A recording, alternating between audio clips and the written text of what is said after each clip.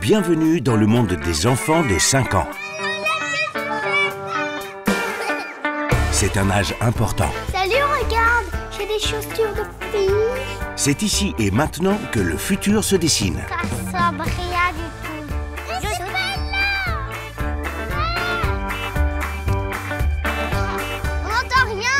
Il faut mettre un peu plus le volume. Hein. À 5 ans, les enfants sont moins centrés sur eux, ils peuvent davantage tenir compte de l'autre et ils commencent aussi à avoir une vision plus adéquate de la réalité et donc progressivement à sortir de leur monde imaginaire.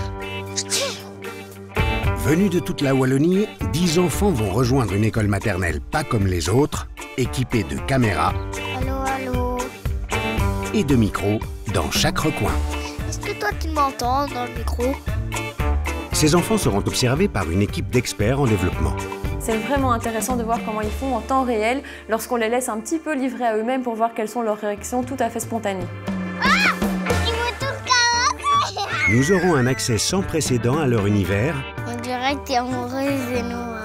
et à toutes les émotions qu'ils traversent au quotidien.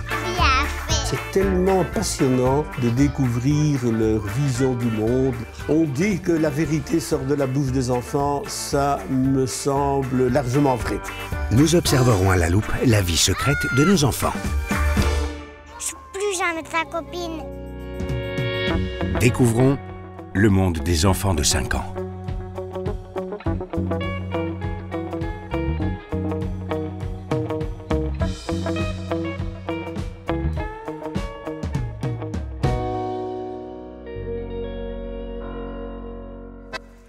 Ce matin, les garçons vont se glisser un temps dans la peau des filles. Il y a que des trucs pour filles ici. Ouais, ben oui, par ici. Oh non, c'est trop cool ça.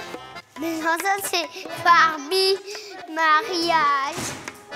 C'est pour nous habituer aux jouets de filles, faites des Ils hypothèses. essayent de comprendre pourquoi cela est-il arrivé. Regarde, il y a quelque chose pour toi là-bas. Maquillage. Mais pas mettre ton maquillage. Non. Pas mettre ton maquillage. Non, je veux pas le faire. Tu veux te maquiller? Non. Oui, je veux te maquiller. Je veux des tatouages. Ici, on voit que les garçons s'amusent beaucoup. Ça correspond à la curiosité intellectuelle, au désir de faire des explorations, au désir un peu de dominer la réalité qui est typique de cet âge-là. Oh non, regarde, tu vas avec la pince. Attends. Regarde ici. Papillon. Tiens, prends ça. Non, pas ça, ça. Explorer le rôle de fille dans le jeu, comme l'a fait Harry, c'est la même fonction qu'explorer le rôle de l'institutrice, du policier, du pompier. C'est des étapes nécessaires et indispensables pour le développement de l'enfant.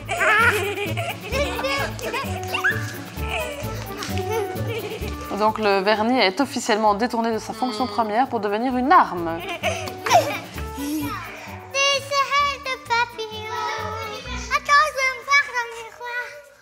Il y a vraiment 3 étapes. La première étape, c'est l'incrédulité, la surprise, l'incompréhension. Mais pourquoi on nous fait ça? La deuxième étape, c'est d'utiliser ce qui est là pour le détourner de son objectif premier et utiliser ça pour vraiment plus des jeux de garçons, des armes de guerre. Et la troisième étape, finalement, on se prend au jeu et on utilise les éléments dans leur objet premier. Je me maquille, je me déguise et finalement, tout le monde s'amuse vraiment beaucoup. Alors, comment tu me trouves? Comment tu me trouves? C'est beau ça. Elles sont là, les filles. Vous imaginez comment je les vois? Je peux me marier avec vous? Non. Aïe, aïe. Je peux me marier avec vous? C'est vrai qu'il y a aussi des influences de la société, de la culture, qui insiste pour qu'un garçon, biologiquement un garçon, ait aussi un certain nombre de comportements, de goûts, d'attitudes, de vêtements considérés comme étant masculins. Mais on ne peut quand même pas parler d'un conditionnement qui aliénerait. Ben alors, on se marie avec les hommes s'ils ont envie. Bien, on se marie nous deux. Non, les filles. Non. Moi, je vais me marier avec Maria. Non, moi, je vais me marier en garçon. Je vais me marier. Dis-moi, Harry, est-ce que tu sais ce que c'est qu'être amoureux? Oui, ça veut dire qu'on s'aime bien. Et on fait quoi quand on est amoureux? On joue tout le temps ensemble et on se suit tout le temps.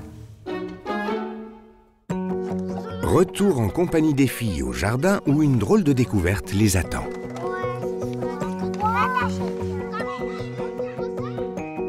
Attendez, j'ai vu un perroquet mort. Un pigeon mort. Un pigeon mort qui est là. Dans notre école. Il y a 2 viandes. Ah, il y a une mouche là. On les tue. Quoi? C'est... Aïe! Non, ne tue pas. Ne tue pas encore plus. À 5 ans, la mort, c'est quelque chose d'encore abstrait. C'est pas encore irréversible. Le mort peut encore revenir. Et ça veut dire qu'il y a une gradation dans la mort. C'est pas qu'on est mort ou on l'est pas, c'est que ça peut être à différents degrés. Ça vient un petit peu plus tard, cette compréhension-là. Peut-être qu'il a croqué la pomme là, et puis... Elle était empoisonnée. Oui, peut-être. Mais oui, il a croqué. Il peut pas avoir une bouche aussi grande, hein, et un bout tellement grand. Mais il a peut-être mangé 3 fois. Il a mangé une pomme. Il est mort. Ça veut dire quoi qu'il est mort? Peut-être que le chat lui a sauté dessus et il était choqué, alors...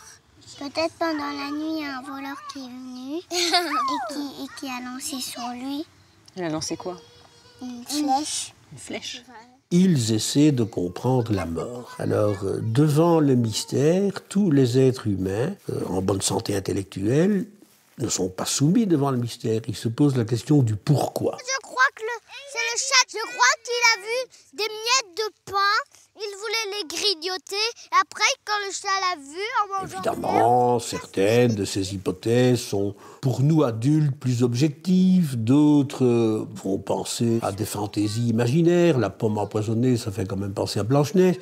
Mais on voit bien que ces enfants font des hypothèses pour comprendre.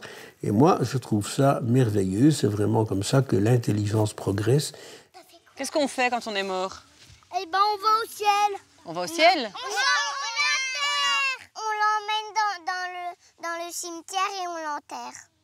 Vous voulez l'emmener? Non, on va l'enterrer. Non, il veut l'enterrer. Bah oui, mais on va l'enterrer où? Mais ici. Est-ce que tu sais ce que ça veut dire être mort? Ça veut dire qu'on n'est plus vivant et que on n'arrive plus à respirer.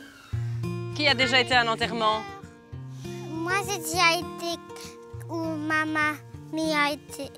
mamie était morte. Et qu'est-ce qu'il y a à un enterrement? Il a des fleurs. Est-ce qu'on peut faire plein de bruit quand on est à un enterrement? Non, ça fait pas rigoler. Non, hein? C'est triste. Parce que alors on sait pas faire un vœu. Un vœu de quoi? Un vœu depuis Jean ou bien notre mamie ou notre maman ou notre papy ou notre papa. Ou un animal de nous. En fait, on peut voir chez chaque enfant tout ce que ça peut activer chez eux. Donc, d'une part, ça active la tristesse, chez d'autres, ça active qu'est-ce qu'il advient du reste de la famille du pigeon. Donc voilà, je pense que de ce tout petit événement du pigeon mort, ça prend toute leur pensée et ça active tout ce qui est vraiment pour eux lié à la mort. Cet après-midi, les enfants vont pouvoir exprimer tout leur talent artistique avec de la peinture. Ce qui est intéressant dans cette activité de dessiner l'autre, c'est de voir comment est-ce que chaque enfant va percevoir l'autre et quelles caractéristiques il va mettre en évidence dans ce dessin. Quoi? Drôle. T'as quel âge? 5 ans. Et t'as 5 ans. Voilà. Sauf que tu l'as mis à l'envers, là. Non. Si tu l'as mis à l'envers. Non. Si tu l'as mis à l'envers. Non. Si. Non. Camille est la fille de Wei Junchen, 31 ans, responsable des opérations logistiques, et de Olivier, 49 ans, spécialiste marketing et communication. Camille, c'est une enfant à la fois timide et extravertie, excessivement intéressée et curieuse. Tu me prépares quelque chose à manger? Moi, je voudrais du poulet et des frites si tu en as. J'ai pas de frites. T'as pas de frites? Qu'est-ce que tu me proposes alors? J'ai du poulet. Dans une assiette rose? Et c'est une fille assez créative et généreuse pour moi. Avec Camille, je parle cantonais. Avec mon mari, elle parle français et elle regarde la télévision en anglais. Donc c'est important pour elle d'apprendre différentes cultures. On l'a appelé Camille parce que pour les Chinois, il y a quelques règles à respecter. Déjà, les R sont imprononçables et il faut un maximum de 2 syllabes. Alors j'ai essayé avec plusieurs propositions et Camille a été la première retenue. Ma fille en cantonais s'appelle Boi Boi, ça veut dire le trésor de trésor.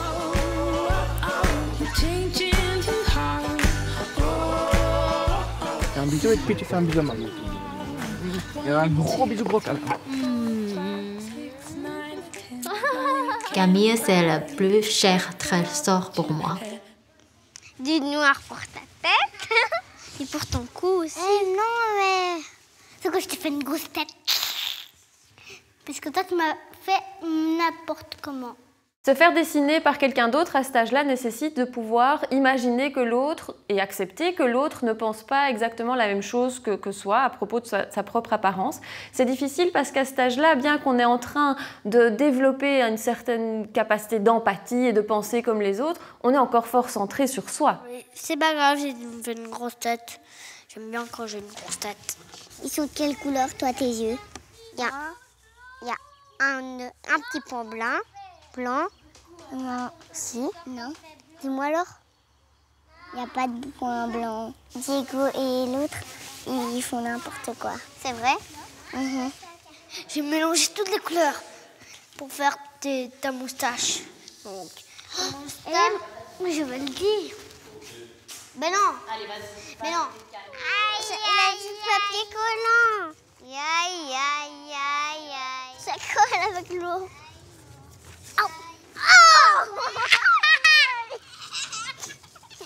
Leur dessin, c'est à la fois une manière de s'accomplir, de montrer ce qu'on veut, de montrer sa compétence artistique, mais c'est aussi une manière de montrer comment se représente la vie.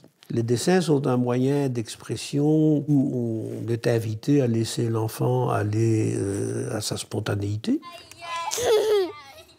C'est cool. C'est pas beau, regarde. Ça sent rien du tout. Et t'as un petit frère ou une petite sœur? Bientôt. C'est vrai? Tu vas voir une petite frère ou une petite sœur? Je sais pas encore. Et il est dans le ventre de ta maman? Non, pas encore. Géraldine propose aux garçons une activité qu'ils adorent, le tir au but. Qui veut être arbitre? Moi! J'ai envie, madame. Bon, mais on va choisir Diego. Viens. Pourquoi? Si, viens. J'ai pas envie de l'arbitre. Si, viens. Alors? Moi, j'avais envie. Diego, dans un groupe, il est un petit peu en retrait. Il a du mal à trouver sa place. Il n'a pas l'air spécialement d'en souffrir. Mais ce qui est intéressant de voir, c'est que les autres enfants n'ont pas l'air de le rejeter non plus. Il décide qui va au goal, il décide qui peut shotter dans la balle. C'est Diego qui décide de tout. Diego est fils unique. Son papa, Andy, 31 ans, travaille dans la grande distribution. Et sa maman, Marilyn, 33 ans, est secrétaire médicale. Diego, je trouve que c'est un petit garçon gentil, assez timide, quelquefois introverti. Mais je pense qu'après 5-10 minutes, quand il connaît les personnes, ça va. J'ai 5 ans, je m'appelle Diego, j'aime bien le foot. Il avait commencé le breakdance, mais grâce à l'euro et les Diables Rouges, il veut plus. Il veut faire du foot. Sinon, il aide à la maison, il met la table, il passe l'aspirateur, il joue avec l'aspirateur. Il nous aide à ranger le frigo, etc. Oui, Il fait les poussières, il aime bien faire les poussières. Il passait l'aspirateur avec papa et maman, il aime bien faire. Tu trouves que t'es comment comme petit garçon? Gentil. C'est une salle de jeu, tu achètes? Non, il est timide au premier abord, quand il ne connaît pas. Après 5-10 minutes, il est trop avec lesquels gentil. il joue. Moi, je le trouve trop gentil. Oui. Oui. Dans le sens où il se laisse trop faire. Il va pas défendre ses intérêts, il va laisser faire. Il va laisser faire. Et c'est qui au goal, Diego? C'est toi. Et... Non, c'est toi, hein. Non, c'est toi. Je sais faire? Ouais. Non. Si? Non? Si. Montre-moi. Si. Mais tu dois demander. C'est toi qui... Diego, il a du mal à se situer comme chef d'équipe. On voit que quand on le met dans la position d'arbitre, il a du mal à établir des règles qui doivent être suivies par ses camarades. Et donc, il a tendance plutôt à écouter ce qui lui est proposé par les autres garçons du groupe. Allez, c'est quand on commence? Mais c'est commencé. C'est qui chote? Noah.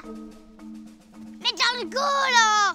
Quoi? Arrête. Moi, je voulais être l'arbitre. Mais il veut pas jouer. Et eux deux. Moi, je veux bien jouer, mais c'est toi. Moi, je veux bien jouer, mais c'est toi qui m'appelles jamais. Je vais prendre la balle, alors. C'est un enfant qui reste prudent. Maintenant, il est aussi prudent dans les interactions avec les autres. C'est là qu'il faut peut-être se poser des questions sur la suite. À un moment donné, il va falloir qu'il prenne plus d'assurance. Tu dois siffler. Faut pas te dire avec les mains. Joue, ça joue. Allez, ça joue. Elle fait quoi, maman, comme travail? Je sais pas. Parce que je la vois pas. Hein. Moi, je suis à l'école. Maintenant, il est temps d'accueillir de nouveaux camarades de jeu. Vas-y, viens, rentre. Bonjour. Bonjour. Tu peux aller t'asseoir près des amis. C'est qui? Ben, demande-leur. Evan. Bonjour, Evan. Choisis une chaise. Je pense que c'est là. Coucou, mais je suis décontrôlée, moi. Vous êtes décontrôlée? Je suis 5 ans. Comment vous vous appelez? Moi, je m'appelle Oscar. Diego. Bonjour.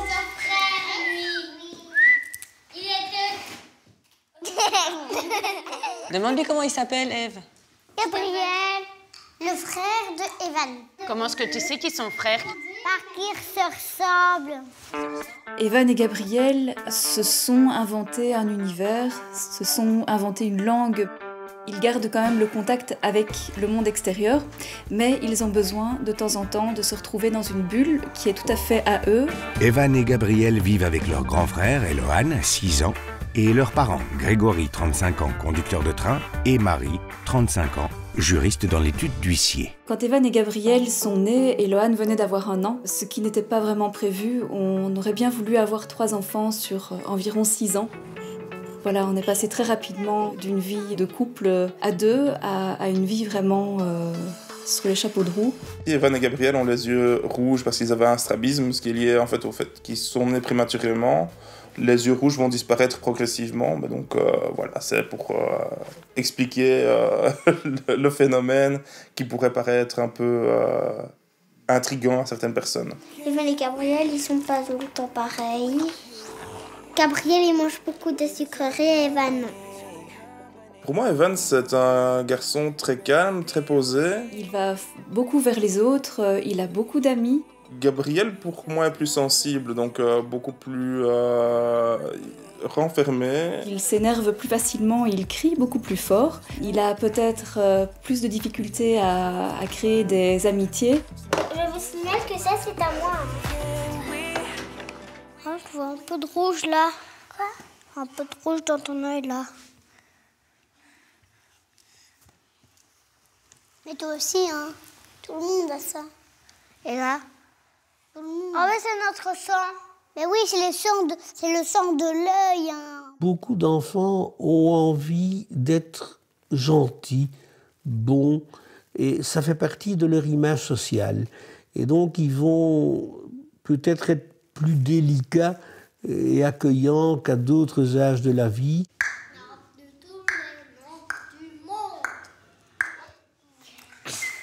Evan fait des bruits de bouche, il claque sa langue, il siffle. Qu'est-ce que ça peut être? On peut se dire que c'est peut-être un signe d'anxiété, c'est une manière pour lui de faire ressortir une petite angoisse d'être comme ça un nouveau venu. Mais ça peut aussi être simplement une manière d'attirer l'attention, et peut-être que c'est une habitude qu'il a aussi de faire ça. Ce qui est intéressant, c'est de voir que les autres enfants le remarquent et commencent à être dans l'imitation, à le faire aussi. Et donc finalement, c'est bien ce qu'il fait là parce que c'est une manière d'entrer dans le groupe, les autres le regardent, limite, l'attention a été attirée et finalement, ils en sont tous à faire la même chose. Pour l'atelier suivant, les enfants se préparent à un parcours d'obstacles en duo. Prêt? Oui! 3, 2, 1, go! Non. Maintenant, chou. Le rôle du guide n'est pas simple, parce qu'il doit pouvoir se décentrer de ce qu'il voit lui-même pour imaginer ce que l'autre perçoit. Et il faut surtout inhiber son envie de dire simplement par ici, par là, monte plus haut. Après, tu passes en dessous comme ça. En dessous. Elle te voit pas, hein, Noah? En dessous. Et je vois. Mais c'est pas là. Mais mets-le devant. Là. Voilà. Et maintenant? C'est difficile. Il dit rien, Diego. Il dit rien, il montre. Il le prend même plus par la main, Diego. Va en dessous. Ouf. Cassé. Maintenant, tu passes dans le tunnel. Non, là. D'accord. Oui. Et puis on y est. L'empathie existait déjà chez un certain nombre d'enfants plus jeunes. Elle va certainement continuer à grandir chez un nombre encore plus grand d'enfants de 5 ans.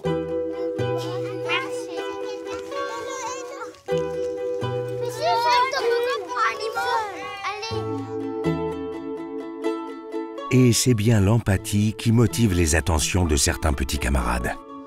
Il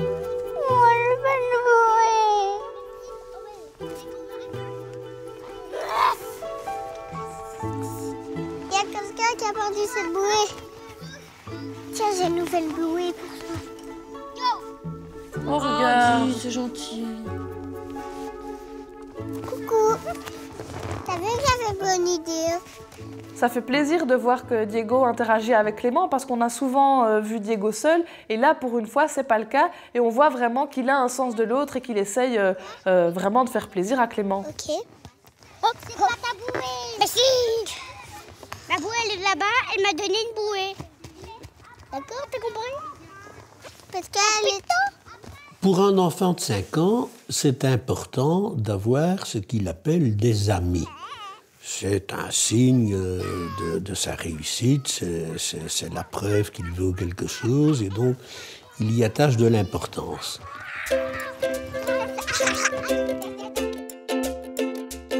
Dans l'épreuve du gâteau au chocolat, c'est Harry qui s'est auparavant illustré en tant que chef qui va être mis à contribution.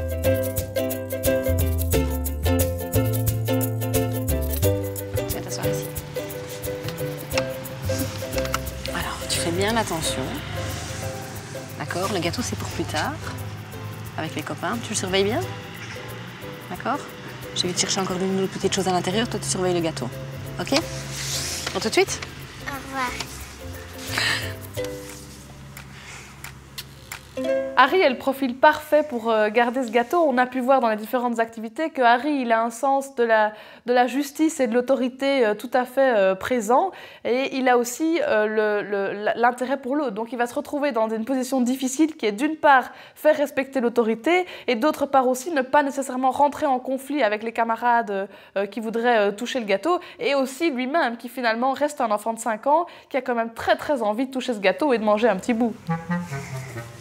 Ce qui est mignon, c'est que madame a dit que tu devais le surveiller, et pour lui surveiller, ça veut dire rester tout près. Hein. Et regarder, quoi. Oui, c'est ça. Ok, oui, il faudrait pas qu'il y ait un brigand qui vienne le voler, le gâteau. Viens. C'est trop beau. Madame a dit que je dois le surveiller. Moi? Il est beau. Non, moi.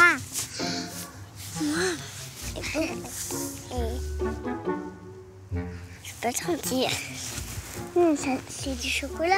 Chelsea a comme première idée de sentir le gâteau. Alors ça, c'est une approche qu'on peut comprendre. Ça lui permet de se rapprocher de ce gâteau. En même temps, c'est pas une très bonne stratégie pour résister. Ce qu'il faut faire en principe, c'est détourner son attention. Et donc là, on sent que si elle s'autorise à sentir ce gâteau, elle va probablement s'autoriser à goûter un petit bout. Pas toucher.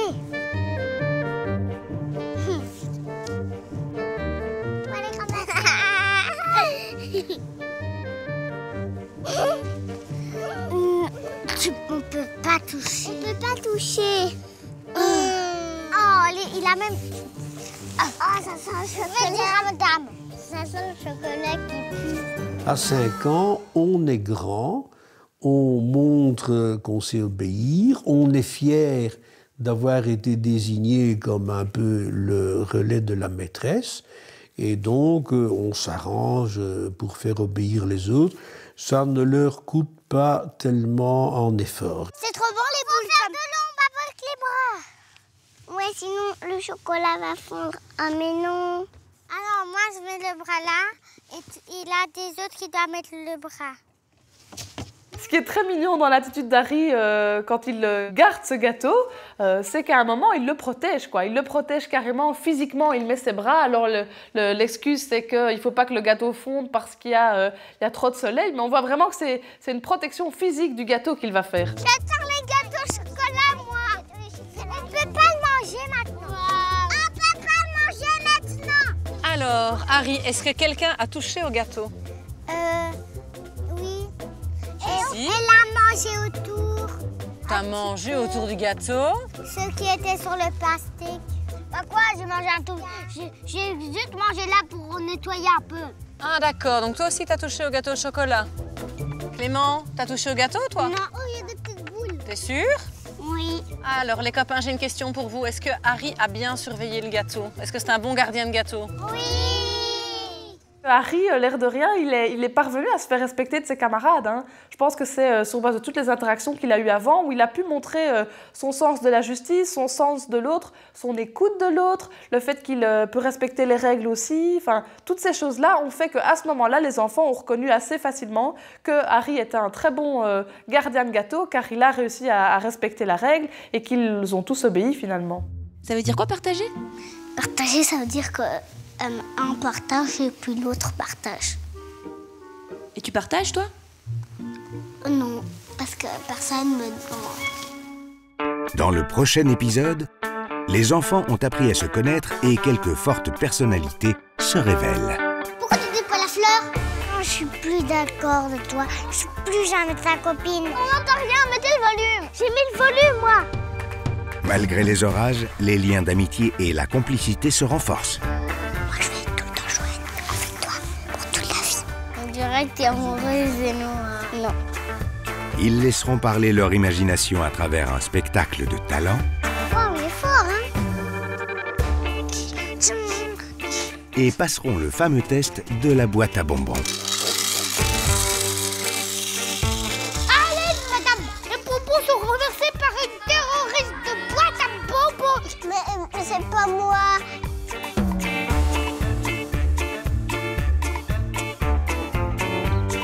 À revoir sur rtbf.be/ovio.